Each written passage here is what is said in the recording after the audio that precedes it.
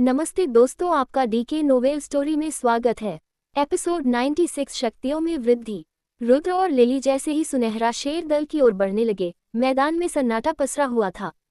आसमान में हल्के हल्के बादल छाए हुए थे और ठंडी हवा उनके चेहरे पर थपेड़े मार रही थी। लिली ने रुद्र का हाथ पकड़ रखा था, उसके चेहरे पर चिंता और राहत के मिले जुले भाव थे, जबकि रुद्र के चेहरे पर थकान के बावजूद उसकी सतर्क आंखों में वही पुरानी धार थी। रुद्र के दिमाग में बार बार यह सवाल घूम रहा था कि लिली उसकी इतनी मदद क्यों कर रही है। रुद्र मन ही मन, ये लिली कुछ ज्यादा ही मदद कर रही है, कहीं ये सब किसी साजिश का हिस्सा तो नहीं। मुझे सावधान रहना होगा। रुद्र के होंठ भले ही शांत थे, लेकिन उसके अंदर का योद्धा हमेशा तैयार था। लिली उसे बार बार देख रही थी, जैसे उसकी हालत का अंदाजा लगा रही हो। उसके चेहरे पर चिंता की लकीरें साफ दिख रही थीं। लिली मन ही मन, शुक्र है रुद्र मान गया, अब वो सुरक्षित रहेगा, उसे कुछ नहीं होने दूंगी। उनके कदमों की आहट सुनसान मैदान में गूंज रही थी। हर तरफ तबाही का मंजर था, जले हुए पेड़, टूटे पत्थर और खून से सनी जमीन। ऐसा लग रहा था मानो अभी अभी किसी भीषण युद्ध ने इस जगह को तबाह कर दिया हो। अचानक मैदान में एक हल्की सी कंपन हुई। रुद्र और लिली ने रुककर चारों ओर देखा।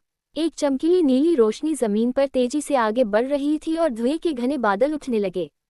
धुएं के बीच से एक लंबा चौड़ा आदमी धीरे धीरे प्रकट हुआ।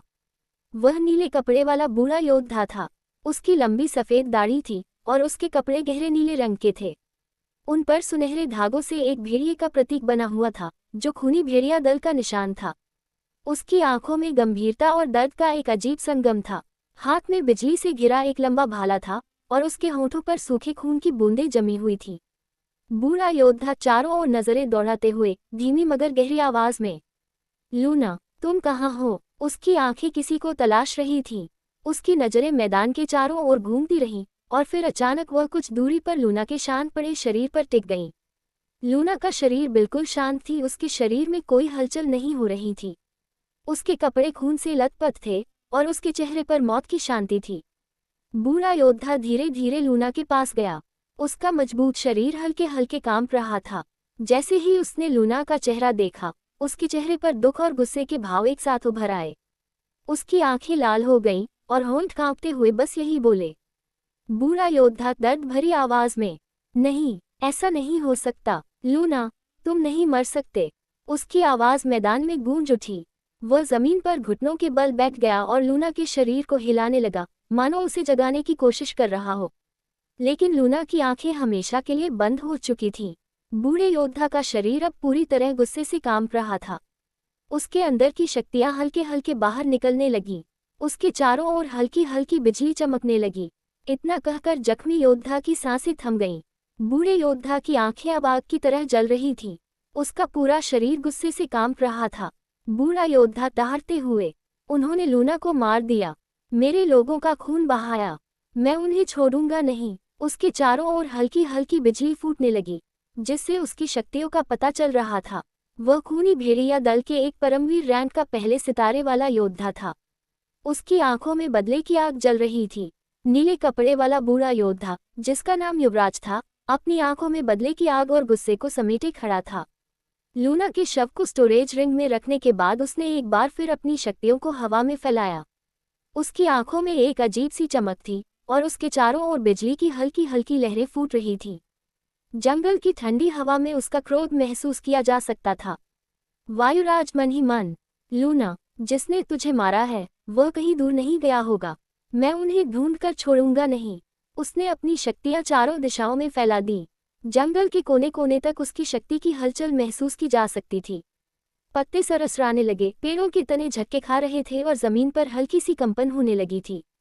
लेकिन कुछ देर तक लगातार खोजने के बाद भी वायुराज को कुछ हासिल नहीं हुआ। वायुराज अपनी शक्तियों को वापस समेटते हुए, ये कैसे हो सकता है? कोई ऐसा योद्धा जो मेरी शक्तियों से भी बच सके? नहीं, यह कोई साधारण मामला नहीं है। वह अब लूना के शव को संजोकर स्टोरेज रिंग में रख चुका था। उसके होंठ सख्त थे और आंखें बुझी हुई। एक नीली रोशनी उसके शरीर के चारों ओर इकट्ठा हुई और देखते ही देखते वह हवा में लहराते हुए जंगल से बाहर निकल गया। दूसरी ओर लिली और रुद्र सुनहरे शेर दल की ओर बढ़ रहे थे। लिली ने रुद्र का हाथ कसकर पकड़ा हुआ था और उनका घोड़ा पूरी रफ्तार से दौड़ रहा था। रास्ते में पेड़ और झाड़ियां पीछे छूटते जा रहे थे। ठंडी हवा उनके चेहरों को छूती हुई निकल रही थी, लेकिन रुद्र की आंखें हर वक्त सतर्क थीं। रुद्र धीमी आवाज में, लिली से, मुझे ऐसा लग रहा है जैसे कोई हमें ढूंढने की कोशिश कर रहा है। लिली चिंतित स्वर में, क्या? लेकिन हमें तो जल्दी पहुंचना है। रुद्र के कानों में अचानक आचार्य की आवाज गूंजने लगी। आचार्य शांत और गंभीर स्वर में, रुद्र, चिंता मत करो। मैंने तुम्हारी और इस लड़की की शक्तियां छुपा दी हैं। कोई भी तुम्हें ढूंढ नहीं पाएगा। रुद्र मन ही मन हल्की मुस्कान के साथ, आचार्य, आप हमेशा सही वक्त पर आ जाते हैं। आचार्य ने अब चुप्पी साध ली थी और रुद्र ने बिना कोई और सवाल किए अपनी यात्रा जारी रखी। लिली उसके चेहरे की हल्की मुस्कान देखकर थोड़ी हैरान थी, लेकिन उसने कुछ नहीं कहा। उधर युवराज नीली रोशनी में बदलकर एक विशालकाय काले महल के सामने आ पहुंचा। ये महल ब्लैक सिटी का गर्व था। इसके ऊंचे काले गुंबद और मोटी दीवारें दूर से ही भय और ताकत का एहसास कराती थीं। महल के अंदर एक विशाल दरबार था। यहाँ खूनी भेड़िया दल के कई योद्धा मौजूद थे। उनकी आंखों में गर्व और चेहरे पर ठंडी गंभीरता थी। सबसे ऊंची कुर्सी पर बैठा व्यक्ति ब्लैक सिटी का सबसे ताकतवर योद्धा और खूनी भेड़िया दल का लीडर कालवीर था। कालवीर की उम्र लगभग 50 साल की थी। उसके बाल काले थे, लेकिन कुछ सफ़ेद लंटें उसकी उम्र का एहसास कराती थीं। उसकी आंखें गहरी और कठोर थीं, और चेहरा हमेशा की तरह सख्त। जैसे ही वायुराज दरबार में पहुंचा, कालवीर की नज़र उस पर पड़ी। कालवीर गंभीर स्वर में, आ गए तुम। उम्मीद है जो चाहिए था वो मिला। लेकिन लूना कहाँ है? वो तो तुम्हारे साथ गया था ना, तो वह तुम्हारे साथ वापस क्यों नहीं आया? वायुराज। वायुराज का चेहरा काला पड़ गया। उसकी आंखें नीचे झुक गईं और उसका गला हल्का सा कांप उठा। दरबार में सन्नाटा पसर गया। वायुराज धीरे टूटे हुए स्वर में, महाराज, लूना, लूना अब नहीं रहा। ये सुनते ही कालवीर कुर्सी पर से उठ खड़ा हुआ। उसकी आंखें चौड़ी हो गईं और चेहरा गुस्से से तमतमाने लगा। कालवीर गरजते हुए, क्या कहा तुमने? लूना नहीं रहा। दरबार के सारे योद्धा स्तब्ध खड़े थे। किसी की हिम्मत नहीं हो रही थी कि कुछ कहें। वायुराज गहरी सांस लेते हुए, मुझे नहीं पता किसने किया, लेकिन जो भी है, उसने लूना को मार डाला और उसकी लाश वहीं मैदान में पड़ी मिली। कालवीर का चेहरा लाल हो चुका था। उसकी आंखों में पानी और गुस्से का अजीब संगम था। कालवीर गरजते हुए, दरबार में गूंजती आवाज के साथ, जिसने मेरे बेटे को मारा है, मैं उसे जिंदा नहीं छोड़ूंगा। पूरी ब्लैक सिटी को हिला दूंगा मैं। हर कोने कोने को छान मारो। मुझे वो चाहिए जिसने मेरे लूना को मारा। उसकी चीखते हुए आवाज ने महल की दीवारों को हिला दिया। सारे योद्धा फौरन हरकत में आ गए और कालवीर की आज्ञा का पालन करने के लिए महल से बाहर निकलने लगे। कालवीर अब अकेला खड़ा था। उसकी आंखें लाल थीं और हाथ मुट्ठी में भींचे हुए। कालवीर मन ही मन अपनी आंखें बंद करते हुए, लूना, तुम्हारे कातिल को मैं छोड़ूंगा नहीं। तुम्हारी मौत का बदला जरूर लूंगा। महल के बाहर काले आकाश में चमकीले बादल उमड़ने लगे। बिजली कड़क रही थी और ठंडी हवाएं फिर से चलने लगी थीं। दूसरी ओर लिली और रुद्र सुनहरे शेर दल के करीब पहुंच रहे थे। अंधेरा धीरे धीरे घना होता जा रहा था, लेकिन दोनों के कदम बिना रुके बढ़ते ही जा रहे थे। संसार की रफ्तार तेज थी, लेकिन कालवीर का महल समय के एक बिंदु पर ठहर चुका था। गहरी उदासी और डरावना सन्नाटा पसरा हुआ था। कालवीर का चेहरा पत्थर की तरह सख्त था, लेकिन उसकी आंखें ज्वालामुखी की तरह लाल। महल का मुख्य कक्ष। कालवीर फर्श पर मृत पड़ी अपनी बेटी लूना के निर्जीव शरीर को देखे जा रहा था। उसके हाथ धीरे धीरे मुट्ठी में बदलते जा रहे थे। उसकी सांसें इतनी भारी थीं कि ऐसा लग रहा था जैसे हर सांस के साथ महल का वातावरण और भारी हो रहा हो। कालवीर, आवाज धीमी लेकिन भयानक, तुम्हें उसकी रक्षा करनी थी, जीवराज। तुम मेरे बेटे के अंगरक्षक थे। मैंने तुम पर भरोसा किया था। उसकी नज़र झुके हुए युवराज पर पड़ी, जो अब किसी गुनहगार की तरह कांप रहा था। चेहरे से पसीना टपक रहा था और आंखों में बस मौत का डर था। युवराज हकलाते हुए हाथ जोड़कर, लीडर, मैं कुछ नहीं कर सका। उस दिन तलवार दल के एक योद्धा ने मुझे रोका था। ढींगरा के आदमी थे। मैं लड़ रहा था और मैं बस कुछ ही देर में पहुंच पाता, लेकिन तब तक ये सब हो चुका था। जीवराज की आवाज कांप रही थी। उसके शब्दों में सच्चाई थी, लेकिन बेबसी भी। कालवीर ने उसकी तरफ धीरे धीरे कदम बढ़ाए। हर कदम के साथ उसके शरीर में लाल शक्ति लहराने लगी, मानो गुस्से की कोई भयानक लहर उठ रही हो। कालवीर फूंकारते हुए, बस बहाने। तुम्हारी जान सिर्फ इसलिए थी क्योंकि तुम मेरे बेटे की रक्षा कर सको। लेकिन अब तुम इसमें नाकायब रहे, इसलिए अब तुम्हें भी जीने का कोई हक नहीं है। कालबीर का दायां हाथ उठता है। उसकी हथेली से लाल रोशनी की धाराएं निकलने लगती हैं। जीवराज चीखने लगता है। युवराज गिड़गिड़ाते हुए, लीडर, मेरी बात सुनिए। लेकिन उसकी आवाज गले में ही घुट गई। वह धीरे धीरे जमीन पर गिरने लगा।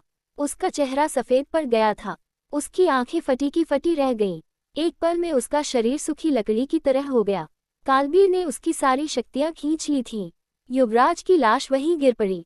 कालबीर की आंखें और भी लाल हो गईं। उसके चेहरे पर एक पागलपन भरी मुस्कान थी। कालबीर लूना की ओर देखते हुए, देख लूना, तेरे कातिलों को मैं ऐसी मौत दूंगा कि उनका नामो निशान तक मिटा दूंगा। योजक चिन्ह, योजक चिन्ह, योजक चिन्ह। सूरज आकाश में चमक रहा था। महल की छत पर रुद्र अकेले खड़ा था। उसकी आंखें दूर कहीं शहर को घूर रही थीं। हवा में हल्की ठंडक थी, लेकिन उसके चेहरे पर हल्की मुस्कान थी। रुद्र खुद से बुदबुदाते हुए, ये शहर मुझे बहुत कुछ सिखाया है। पहले मैं 5 सितारे वाला योद्धा था, लेकिन अब मैं 6 सितारे वाला शक्तिवीर रैंक का योद्धा बन गया हूँ। लगता है कि इस लड़ाई से मुझे फायदा पहुंचाया है। वह सोच में डूबा ही था कि दरवाजे पर दस्तक होती है। रुद्र पलटता है। रुद्र हल्की मुस्कान के साथ, लिली होगी। इतनी शर्माती क्यों है ये लड़की? दरवाजा खुलता है। लिली अंदर आती है। उसके हाथों में चांदी की प्लेट थी जिसमें गरम गरम खाना रखा था। उसकी चाल धीमी थी और नजरें जमीन पर गड़ी हुई। लिली धीमी आवाज में, ये आपके लिए खाना लाई हूँ, आपको भूख लगी होगी। रुद्र उसकी शर्मीली हरकतों को देख हंस पड़ता है। उसके चेहरे पर हल्की चिढ़ाने वाली मुस्कान आती है। रुद्र, लिली, जब भी तुम आती हो ऐसा लगता है जैसे कोई फूल आज से मुरझा गया हो। इतना शर्माने की क्या जरूरत है? लिली के गाल लाल हो जाते हैं। वह मुंह फेर लेती है। लिली हल्के गुस्से से, आपको सिर्फ तंग करना आता है। मैं बस आपकी देखभाल करने आई हूँ। रुद्र मुस्कुराते हुए खाने की प्लेट ले लेता है। रुद्र, अच्छा है, देखभाल करो, लेकिन थोड़ी कम शर्माओ, वरना मैं सोचूंगा कहीं ये खाना जहर वाला तो नहीं। सुनहरा उसे घूरकर देखती है और फिर तेजी से कमरे से बाहर चली जाती है। रुद्र हंसते हुए खाना खाने लगता है। ब्लैक सिटी, शहर के हर कोने में हलचल थी। खूनी भेड़िया दल के लोग पागलों की तरह लूना के कातिल को खोज रहे थे। खूनी भेड़िया सेनापति गरजते हुए, जहां भी वो आदमी छुपा है उसे ढूंढ कर लाओ। जिसने हमारे होने वाले लीडर लूना को मारा है उसे जिंदा जला दूंगा। वहीं दूसरी ओर तलवार दल के नेता टेंगरा का महल खुशियों से भरा था, लेकिन टेंगरा के माथे पर चिंता की लकीरें थीं। टेंगरा सोचते हुए, कौन है जिसने खूनी भेड़िया दल को इतना बड़ा झटका दिया? उस जैसे योद्धा को हमारे दल में होना चाहिए। मुझे उस योद्धा को हर हाल में ढूंढना होगा और हमारे तलवार दल में शामिल करना होगा और उससे उस खूनी तलवार को भी वापस लेना भी तो है। सुनहरा शहर दल का मुख्य कक्ष, माहिरा का महल। सुनहरा महल का भव्य कक्ष, जहां माहिरा सिंहासन पर बैठी थी। उनकी उपस्थिति ही अपने आप में भय और आकर्षण का अद्भुत संगम थी। लंबे घुंघराले काले बाल उनकी कमर तक लहरा रहे थे और उनकी आंखें मानो किसी गहरे राज से भरी थीं। उनका चेहरा नजाकत और सख्ती का अद्भुत मेल था। कक्ष के बीच में रुद्र और लिली खड़े थे। माहिरा कुर्सी पर झुकते हुए, भौहें चढ़ाकर, तो तुम जाना चाहते हो? उनकी आवाज में हल्का सा आश्चर्य था, लेकिन साथ ही एक गंभीर चेतावनी भी छुपी हुई थी। रुद्र की आंखों में आत्मविश्वास की चमक थी। उसकी स्थिति और शब्दों में वह ठहराव था जो एक दृढ़ इंसान में ही हो सकता है। लिली उसके बगल में खड़ी, थोड़ी घबराई हुई नजर आ रही थी। रुद्र सधी हुई आवाज में, माहिरा की आंखों में देखते हुए, जी हाँ, मैं यहाँ काफी समय से ठहरा हूँ। मेरे जख्म ठीक हो चुके हैं और मेरी शक्तियाँ भी बढ़ चुकी हैं। अब मुझे अपनी ट्रेनिंग जारी रखने के लिए बाहर जाना होगा। माहिरा की भौहें हल्की सी कुर्ती हैं। उनके होठों पर हल्की मुस्कान आती है, लेकिन आंखों में सवाल झलकता है। माहिरा चौंकते हुए, एक गहरी सांस लेते हुए, तुम्हें डर नहीं लगता? सुनहरा शहर दल में तुम सुरक्षित हो। बाहर खूनी भेड़िया दल के लोग तुम्हारी ताक में बैठे हैं। अगर उन्होंने तुम्हें देख लिया तो जिंदा नहीं छोड़ेंगे। क्या तुम्हें मौत का डर नहीं लगता? रुद्र के चेहरे पर हल्की मुस्कान आती है। उसकी आंखों में चमक और आत्मविश्वास पहले से कहीं अधिक बढ़ चुका था। वह शांत लहजे में जवाब देता है। रुद्र आंखें माहिरा की ओर टिकाकर, दृढ़ स्वर में, डरता तो मैं तब जब अपनी जिंदगी यूं ही दूसरों की सुरक्षा में बर्बाद करने से हूँ। मैं खुद को ट्रेन करने यहाँ आया था। आपके महल की सुख सुविधाओं ने मेरे घाव तो भर दिए, लेकिन ये आराम मुझे कमजोर बना सकता है। इसलिए मैं यहाँ से जाना चाहता हूँ। माहिरा ने थोड़ी देर तक रुद्र को घूरा। उनका चेहरा गंभीर हो गया। उन्होंने अपने हाथ की उंगलियां कुर्सी के हत्थे पर हल्की सी घुमाई और फिर मुस्कुराई। माहिरा हंसते हुए, लेकिन आंखें सख्त, तुम सच में पागल हो। लेकिन शायद ये पागलपन ही तुम्हें दूसरों से अलग बनाती है। जाओ रुद्र, मेरी शुभकामनाएं तुम्हारे साथ हैं। रुद्र झुकते हुए, आदरपूर्वक, आपकी इस कृपा के लिए धन्यवाद माहिरा जी। लिली ने माहिरा को देखा। उसके चेहरे पर चिंता थी। वह धीरे से रुद्र के कान में फुसफुसाए, लिली धीमे स्वर में, तुम पागल हो गए हो क्या? बाहर जाते ही वो लोग तुम्हें मार देंगे। महल में ही रहो न। रुद्र उसकी ओर मुस्कुराता है और हल्के से उसके कंधे पर हाथ रखता है। रुद्र लिली की आंखों में देखते हुए, पूरे विश्वास के साथ, डरने की जरूरत नहीं लिली, मुझे कुछ नहीं होगा, और तुम्हारा बहुत बहुत धन्यवाद। लिली का चेहरा और भी परेशान हो जाता है। वह कुछ कहने ही वाली थी कि माहिरा ने हल्की खंसने की आवाज के साथ ध्यान खींचा। माहिरा, जाओ रुद्र, और हाँ, अपनी जान की कीमत मत भूलना। महल के बाहर सुनहरा शेर दल का द्वार। रुद्र जैसे ही महल से बाहर निकलता है, चारों ओर हलचल होने लगती है। पहरेदारों की नजरें रुद्र पर टिक जाती हैं। लिली ने उसे दरवाजे तक छोड़ दिया था। सामने दूर दूर तक घना जंगल और अंधेरा पसरा हुआ था। हवा में सन्नाटा और हल्की ठंडक थी। लिली परेशान होकर, रुक जाओ रुद्र, मत जाओ, ये बाहर तुम्हें मार डालेंगे। रुद्र पीछे मुड़कर मुस्कुराते हुए, यही तो देखने जा रहा हूँ कि कौन मार सकता है मुझे। रुद्र के आत्मविश्वास भरे शब्द लिली के दिल में हलचल पैदा कर देते हैं।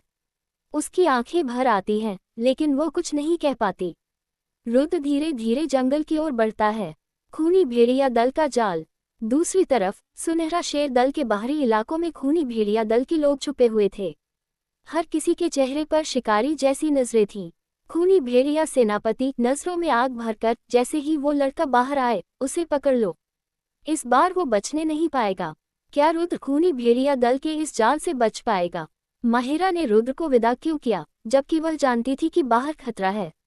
लिली के मन में रुद्र के लिए इतनी चिंता क्यों थी? क्या ये सिर्फ दोस्ती थी या कुछ और? रुद्र ने महल छोड़कर खुद को खतरे में क्यों डाला? क्या यह उसके आत्मविश्वास की परीक्षा है या पागलपन? आगे क्या होगा इस रोमांचक स्टोरी में जानने के लिए हमारे YouTube channel DK novel stories को सब्सक्राइब करें, ताकि आपको इस रोमांचक स्टोरी के नए एपिसोड का नोटिफिकेशन सबसे पहले मिले। और हमारे वीडियो आपको पसंद आई तो लाइक, कमेंट जरूर करें और आपके दोस्तों को ज़्यादा से ज़्यादा शेयर करें। Thank you for coming here, please support me guys. Episode 97, खूनी भेड़िया दल का बुरा। लिली की आंखों में रुद्र को जाता हुआ देखकर अजीब तरह का खालीपन नजर आ रहा था। ऐसा लग रहा था जैसे उसकी जिंदगी का एक हिस्सा उससे हमेशा के लिए दूर जा रहा हो। रुद्र सुनहरा शेर दल के महल से बाहर निकलते ही गहरी सांस लेते हुए जंगल की ओर बढ़ा। चारों ओर अंधेरा और ठंडी हवा का झोंका उसे एहसास दिला रहा था कि उसकी सुरक्षा का घेरा अब पीछे छूट चुका है। वह धीरे धीरे घने जंगल के रास्ते पर चलने लगा। चारों ओर पेड़ों की छाया और हवा में फैला सन्नाटा किसी रहस्य की कहानी बयां कर रहे थे। उसके कदम भारी नहीं थे, बल्कि उसके आत्मविश्वास में ठहराव था। लेकिन उसकी आंखों के सामने उस बाबा का चेहरा उभरता है। उनके कठोर लेकिन प्रेरणादायक शब्द उसके कानों में गूंज रहे थे। सच्चा योद्धा वही है जो डर के साए में भी अपने लक्ष्य की ओर बढ़े। रुद्र के होठों पर हल्की मुस्कान उभरी। वह खुद से बुदबुदाया, बाबा, आपका ये लड़का डर के साथ नहीं, केवल अपने हौसले के साथ चलता है। महल की ऊंचाई से लिली ने रुद्र को जंगल में प्रवेश करते हुए देखा। उसकी आंखें नमी से भरी हुई थीं। उसका दिल किसी अनजाने डर से कांप रहा था। उसने खुद से कहा, रुद्र, तुम क्यों जा रहे हो? ये सफर तुम्हारे लिए कितना खतरनाक है, क्या तुम समझते नहीं? लेकिन वह जानती थी कि रुद्र को रोक पाना नामुमकिन है। उसके अंदर का खालीपन उसे और गहरा महसूस हुआ। ऐसा लगा मानो उसकी जिंदगी से कुछ अनमोल चीज हमेशा के लिए छूट रही हो। जंगल की ठंडी हवा में अचानक एक सनसनाहट हुई। रुद्र के कान खड़े हो गए। उसकी नजरें चारों ओर दौड़ने लगीं। तभी उसे पेड़ों के पीछे हल्की सी आहट सुनाई दी। उसने महसूस किया कि वह अब अकेला नहीं है। तो अब मेरा आराम खत्म हुआ, रुद्र ने खुद से मुस्कुराते हुए कहा। कुछ कसरत का वक्त आ गया है। जैसे ही उसने पीछे मुड़कर देखा, वहां खूनी भेड़िया दल के योद्धा खड़े थे। उनके चेहरे पर गहरी नफरत थी। उनकी आंखें जैसे रुद्र को फाड़कर निगल जाना चाहती थीं। उन सब के बीच एक अधेड़ उम्र का आदमी खड़ा था। उसकी आंखों में नफरत की आग भड़क रही थी। उसने कड़क आवाज में कहा, क्या तुम वही रुद्र हो जिसने हमारे होने वाले लीडर लूना की जान ली है? उसके हर शब्द में गुस्सा और दर्द झलक रहा था। रुद्र ने अपनी भौहें उठाई और शांति से कहा, लूना, मैं किसी लूना को नहीं जानता। आप गलतफहमी का शिकार हैं। ये सुनते ही अधेड़ आदमी का चेहरा गुस्से से लाल हो गया। उसकी मुठियां भिंच गईं। क्या मुझे बेवकूफ समझते हो, लड़के? अब तुम्हारा झूठ तुम्हें नहीं बचाएगा। आचार्य की आवाज रुद्र के मन में गूंजी। रुद्र, ये परमवीर रैंक का पहला सितारे वाला योद्धा है। इससे उलझने की गलती मत करना। अपनी शैडो तकनीक का इस्तेमाल करो और भागने का रास्ता ढूंढो। रुद्र ने आचार्य की बातों को गंभीरता से लिया। उसने अपनी सांसें स्थिर की और अधेड़ आदमी के वारों से बचने की तैयारी की। जब वह रुद्र पर हमला करने के लिए दौड़ा तो रुद्र फुर्ती से छाया तकनीक का इस्तेमाल करते हुए वहां से कुछ दूर टेलीपोर्ट कर गया। अधेड़ आदमी ने जब देखा कि रुद्र वहां से गायब हो गया है तो वह गुस्से से चीख पड़ा, लड़के, मैं तुझे आज जिंदा या मुर्दा लेकर जाऊंगा। तू मेरे लीडर के साथ किए गए अपराध की सजा भोगेगा। रुद्र जंगल की पथरीली और पेड़ों से भरी राहों पर तेजी से भाग रहा था। उसकी सांसें गहरी हो चली थीं, लेकिन उसकी चाल में कोई कमी नहीं थी। वह हर कदम पर सतर्क था, क्योंकि उसे पता था कि जो व्यक्ति उसका पीछा कर रहा है वह साधारण इंसान नहीं है। रुद्र का मनोभाव, ये बुरा आदमी मुझे छोड़ने का नाम ही नहीं ले रहा। जैसे लूना का बाप ही हो। वैसे भी लूना कोई संत नहीं था। अगर मैंने उसे मार गिराया तो कौन सा पाप हो गया? लेकिन अब तो ये मेरे पीछे ऐसे पड़ गया है जैसे किसी कुत्ते ने हड्डी पकड़ ली हो। एक बार बच जाता हूँ, फिर अगले पल सामने खड़ा मिलता है। आखिर ये चाहता क्या है? रुद्र ने अपनी गति और तेज कर दी। उसकी आंखों में हल्की झुंझलाहट के साथ साथ रणनीतिक सोच का भाव था। वह पेड़ों की आड़ में छिपने की कोशिश कर रहा था, लेकिन उसे पता था कि यह योद्धा ऐसे साधारण तरीकों से हार मानने वाला नहीं। रुद्र ने जैसे ही एक बड़ी चट्टान के पीछे छिपकर सांस ली, उसे एहसास हुआ कि चारों तरफ असामान्य खामोशी छा गई है। पक्षियों की आवाजें गायब थीं और पेड़ों की सरसराहट भी जैसे कहीं छिप गई थी। अचानक एक ठंडी और भारी आवाज गूंजी, भागने में अच्छे हो, लड़के, लेकिन ये खेल अब खत्म। रुद्र ने मुड़कर देखा। उसके ठीक सामने वह बूढ़ा आदमी खड़ा था। उसकी आंखें अंगारे की तरह जल रही थीं। माथे की नसें गुस्से में तनी हुई थीं और उसकी भुजाएं जैसे किसी दैत्य की शक्ति से भरी हुई थीं। बूढ़े योद्धा का मन ही मन, इस लड़के ने लूना को मारा और अब मुझे मूर्ख बनाने की कोशिश कर रहा है। लेकिन मैं इसे जिंदा छोड़ने के लिए नहीं आया। मेरा लीडर ने मुझे इस लड़की लाश लाने को कहा है। हमारे अगले लीडर लूना, उसकी मौत का बदला मुझे हर हाल में लेना है, नहीं तो लीडर। इतना कहकर बूढ़े आदमी की आंखों में एक अजीब सा डर नजर आने लगा।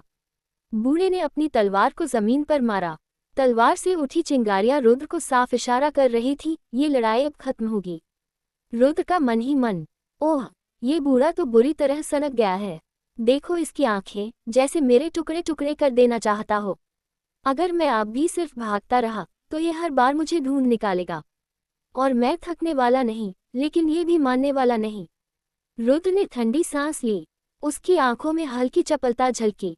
वह मन ही मन मुस्कुराया और बुदबुदाया, ठीक है, अगर तुम मेरी जान लेना चाहते हो तो यह इतना आसान नहीं होगा। मैं तुम्हें भी अच्छा सबक सिखाऊंगा। इतनी आसानी से हार नहीं मानूंगा। उद्धरण चिन्ह। उसने अपने हाथों एक काले रंग की कुल्हाड़ी जैसा नजर आने वाला हथियार प्रकट किया। यह उसका रैंक 1 का जादू हथियार था। उसके जादुई हथियार से काले रंग की रोशनी निकल रही थी। बूढ़े की नजरें और ज्यादा सख्त हो गईं। उसने दांत भींचते हुए कहा, अब अपनी चालाकी दिखाने की कोशिश मत करना। तुम्हारी हर चाल मेरे सामने बेकार होगी। रुद्र ने बूढ़े का मजाक बनाते हुए कहा, तुम्हारी उम्र देखकर लगता है कि तुम्हारी एक टांग कब्र में लटकी हुई है। लेकिन तुम्हें फिर भी चैन नहीं। तुम्हारे घर में आराम करने के दिन है, जाओ जाकर आराम करो, वरना इस समय में अगर 1-2 हड्डी टूट गई तो जल्दी से जुड़ेंगे नहीं। बूढ़े आदमी का मजाक उड़ाते हुए उसके गुस्से की आग को और हवा देने की कोशिश की। बूढ़ा भड़क गया। उसकी तलवार से आग की लपटें उठने लगी। लड़के, अब तुम्हें दिखाता हूं कि मेरी तलवार कितनी मजबूत है। रुद्र ने मन ही मन सोचा, यही चाहिए था। गुस्से में लोग अपनी सोचने समझने की ताकत खो देते हैं। बूढ़ा तलवार लेकर गुस्से में दहाड़ता हुआ रुद्र की तरफ लपका। उसकी तलवार से आग की लपटें उठ रही थीं, लेकिन रुद्र शांत था। उसकी आंखों में आत्मविश्वास की चमक। जैसे ही तलवार का वार होने वाला था, रुद्र एकदम गायब हो गया। बूढ़े की तलवार हवा में खाली चली गई। तभी रुद्र पीछे से प्रकट हुआ और एक जोरदार मुक्का बूढ़े के मुंह पर जड़ दिया। ध्यान दो दादाजी, इतनी जल्दी गुस्सा ठीक नहीं होता, रुद्र ने मजाकिया अंदाज में कहा और फिर से गायब हो गया। बूढ़ा गुस्से में चीखने लगा, लड़के, मैं तुझे खत्म कर दूंगा। वह चारों तरफ अपनी तलवार घुमा रहा था, लेकिन हर बार रुद्र उसकी पहुंच से बाहर निकल जाता। कुछ पलों बाद रुद्र फिर प्रकट हुआ, इस बार बूढ़े की पीठ पर मुक्का मारा। दादाजी, आराम करो, आपकी उम्र में ये तलवारबाजी ठीक नहीं, इस उम्र में कहीं हड्डी टूट गई तो जुड़ना मुश्किल हो जाएगा। रुद्र ने हंसते हुए कहा और फिर गायब हो गया और दूसरी जगह प्रकट हुआ। रुद्र की बातों से बूढ़ा गुस्से से कांपने लगा और अचानक बिजली जैसी तेजी से रुद्र पर झपटा। रुद्र को संभलने का मौका तक नहीं मिला और अगले ही पल बूढ़े ने उसकी गर्दन पकड़ ली। रुद्र को हवा में उठाकर वह खौफनाक हंसी हंसने लगा, उसकी आवाज जैसे किसी गहरे कुएं से गूंज रही हो। अब बता लड़के, कौन बूढ़ा है? उसकी आवाज रुद्र के कानों में गूंज रही थी। उसकी उंगलियां रुद्र की गर्दन पर कसती जा रही थीं और एक अनजाना दबाव उसकी पूरी हड्डियों पर महसूस हो रहा था। रुद्र की सांसें थमने लगी, उसकी आंखों के सामने अंधेरा छाने लगा। उसने मन ही मन कहा, अगर अभी कुछ नहीं किया तो यही मेरा अंत होगा। उसने अपनी शक्ति को केंद्रित किया, तभी उसके भीतर एक अजीब सी सुनहरी रोशनी से अचानक चमकने लगी। उसके शरीर से एक सुनहरी रोशनी फूट पड़ी। रोशनी के साथ ही प्रकट हुआ एक विशाल ज्वाला शेर। उसकी दहाड़ से सन्नाटा टूट गया। शेर ने बिना समय गंवाए के गोलों से बूढ़े पर हमला किया। तेज पंजों और नुकीले दांतों, उसका पूरा शरीर बूढ़े आग लपटों से जल रहा था। बूढ़े का ध्यान रुद्र से हटकर ज्वाला शेर पर चला गया। रुद्र ने इस मौके का फायदा उठाया। उसने बूढ़े के हाथ पर पूरी ताकत से मुक्का मारा। बूढ़े की पकड़ ढीली पड़ गई और रुद्र आजाद हो गया। वह जमीन पर गिरते ही तेजी से उठ खड़ा हुआ। उसकी सांसें तेज चल रही थीं, लेकिन आंखों में अब डर की जगह दृढ़ता थी। रुद्र अपनी कुल्हाड़ी लेकर तेजी से उसकी ओर बढ़ा। बूढ़े ने दोनों तरफ हो रहे हमलों को देखकर अपने अगले कदम की योजना बनानी शुरू की। ज्वाला शेर आक्रामकता से बूढ़े की तरफ बढ़ रहा था, पर बूढ़े को इससे कोई खास दिक्कत नहीं हुई। उसकी परमवीर रैंक की शक्ति के सामने रुद्र और ज्वाला शेर की शक्ति वीर रैंक की शक्ति मामूली लग रही थी। हाँ, तुम दोनों को क्या लगा इस बूढ़े को हराना इतना आसान होगा? बूढ़ा जोर से हंसते हुए बोला और अपनी शक्तियों की एक तेज लहर छोड़ दी। रुद्र को वह लहर सीधा जाकर लगी और वह दूर जाकर गिर पड़ा। उसके मुंह से खून बहने लगा। ज्वाला शेर भी उस शक्तिशाली लहर से दूर जा गिरा और उसकी आंखों से खून की बूंदें टपकने लगीं। रुद्र ने अपने दिमाग में कहा, इस बूढ़े से सीधा टकराना बेकार है, मुझे कुछ और सोचना होगा। उसकी नज़र अपनी कुल्हाड़ी पर पड़ी, जो अब भी काले रंग की रहस्यमय रोशनी से चमक रही थी। उसे याद आती है कि कैसे आचार्य ने कुल्हाड़ी की आत्मा को बुलाया था। उसने अपनी हथेली से खून की एक बूंद निकाली और उसे कुल्हाड़ी पर गिरा दिया। वह कुल्हाड़ी अचानक से चमकने लगी और उसमें से एक विशाल प्राचीन जानवर गजकेसरी की परछाई प्रकट हुआ। ये काले रंग का प्राचीन जानवर था, जिसके 3 लंबे सूंड और सूर्य समान जलती आंखें थीं। गजकेसरी ने अपनी भयानक दहाड़ से बूढ़े की ओर हमला किया। बूढ़े ने महसूस किया कि यह शक्ति उससे कमतर नहीं है। उसने तुरंत अपनी सारी ताकत इकट्ठी कर एक विशाल कवच तैयार किया, जो उसकी परमवीर शक्ति का प्रतीक था।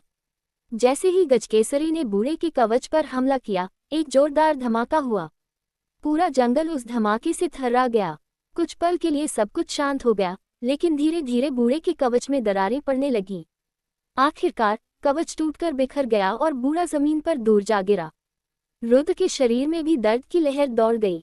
वह भी घायल हो चुका था, लेकिन बूढ़े की हालत ज्यादा खराब थी। बूढ़े ने धीरे धीरे खड़े होते हुए कहा, लड़के, तू सच में खतरनाक है। शक्तिवीर रैंक पर होते हुए भी तूने एक परमवीर को घायल कर दिया। लेकिन रुद्र जानता था कि यह बूढ़ा इतनी आसानी से हार मानने वाला नहीं है। उसने अपनी बची खुची शक्ति से शक्तियों बना विशाल मुट्ठी तैयार की। जैसे ही वह शक्ति बूढ़े से टकराई, एक और भयानक धमाका हुआ। बूढ़ा हवा में उछलकर दूर जा गिरा। उसके शरीर से खून बहने लगा और वह गंभीर चोटों से भर गया। बूढ़े ने अंतिम बार मुस्कुराते हुए कहा, लड़के, तू सच में कुछ खास है, और फिर वह बेहोश हो गया। रुद्र भी पूरी तरह थक चुका था। उसने ज्वाला शेर को बुलाया और उसकी पीठ पर सवार होकर जंगल के गहरे इलाकों में भाग निकला। उस परमवीर रैंक के बूढ़े योद्धा से लड़ना रुद्र के लिए आसान नहीं रहा था, क्योंकि उसकी पूरी शक्तियां खर्च हो चुकी थी। इसलिए उसने इस वक्त वहां से जितना दूर हो सके उतना दूर चले जाना ही सही समझा। अब आगे कहाँ जाएगा रुद्रा, और क्या खूनी भेड़िया दल का बूढ़ा योद्धा अब पूरी तरह से खत्म हो गया है, या फिर वह बूढ़ा योद्धा एक बार फिर रुद्र के पीछे जाएगा? और क्या होगा जब खूनी भेड़िया दल के लीडर को पता चलेगा कि रुद्र ने उसके दल के एक और शक्तिशाली योद्धा को भी हरा दिया है? आगे क्या होगा इस रोमांचक स्टोरी में जानने के लिए हमारे YouTube channel DK novel stories को सब्सक्राइब करें, ताकि आपको इस रोमांचक स्टोरी के नए एपिसोड का नोटिफिकेशन सबसे पहले मिले। और हमारे वीडियो आपको पसंद आई तो लाइक कमेंट जरूर करें और आपके दोस्तों को ज़्यादा से ज़्यादा शेयर करें। Thank you for coming here, please support me guys.